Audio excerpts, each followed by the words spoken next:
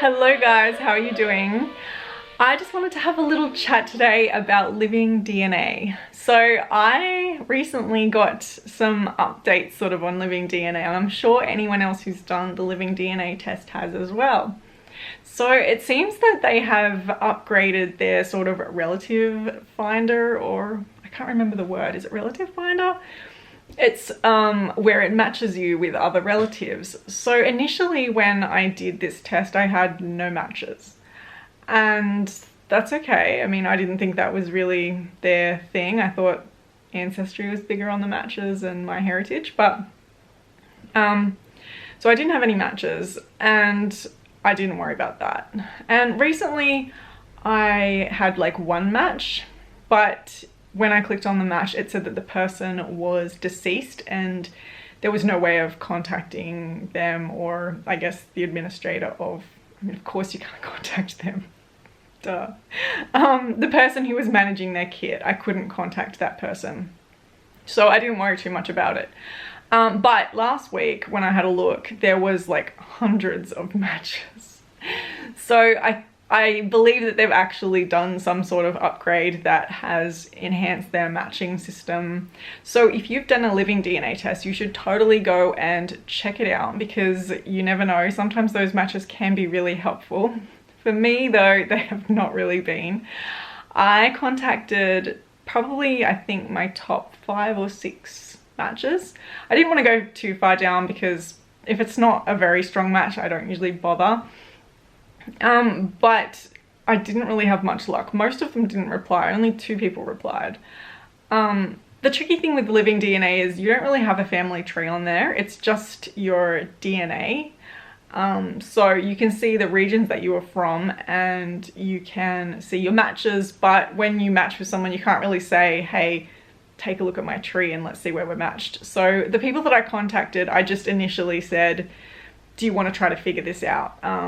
And 2 people came back and said yes. And then I managed to, it was very tricky, but figure out who each other were on Ancestry, because I have a tree on there and that's the common one that the vast majority of people use.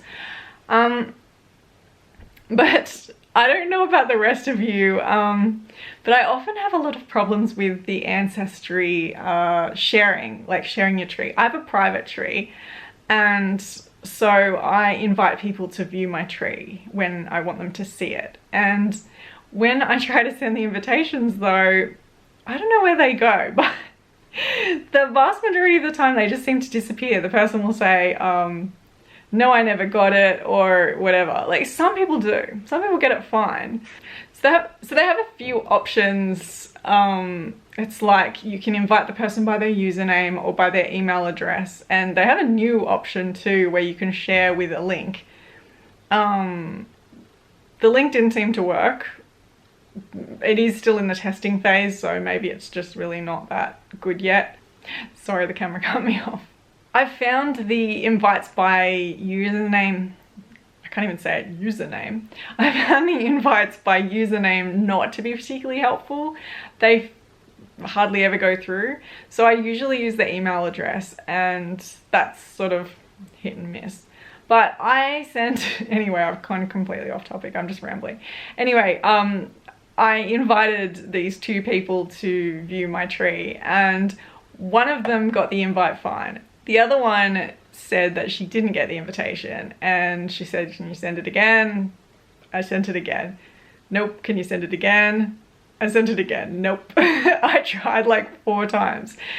And she kept saying, like, did you type it properly? And I'm like, Jesus, I copied and pasted it. I didn't mess it up. It's an email address. Come on, give me some credit. I did it.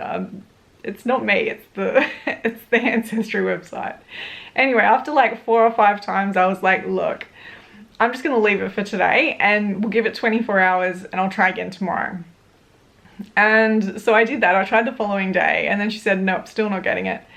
And I was like, well, how about you send me an invite to your tree then, and let's just see if that works. And she said, it was so weird. She was like, if the tree, what did she say? It was like, if the invitation that you sent me didn't work, then I don't see why the invite that I send you is going to work. So I think I'll just leave it. It was in this like tone, I forget exactly how she like, but it was in this tone. I was like, I'm sorry, like I thought we were trying to figure this out. There is no way that I could be related to somebody like that. Come on. And okay, the second person was actually really nice, but we couldn't figure out the connection. It was actually to her husband, not to her, and she has had troubles with the husband's tree. Like there's some dead end branches and stuff. So I let her see my tree because you never know, maybe my research could help her figuring out her husband's, but I don't know, we'll see. But I'll tell you what, like the other thing with that, the second person, so the one that I matched with the husband, even though we couldn't figure out the match, you know what was crazy? We didn't match at all on Ancestry DNA. So I went through my matches and I couldn't find him at all. And he went through his matches and couldn't find me at all. So we didn't match at all on Ancestry DNA.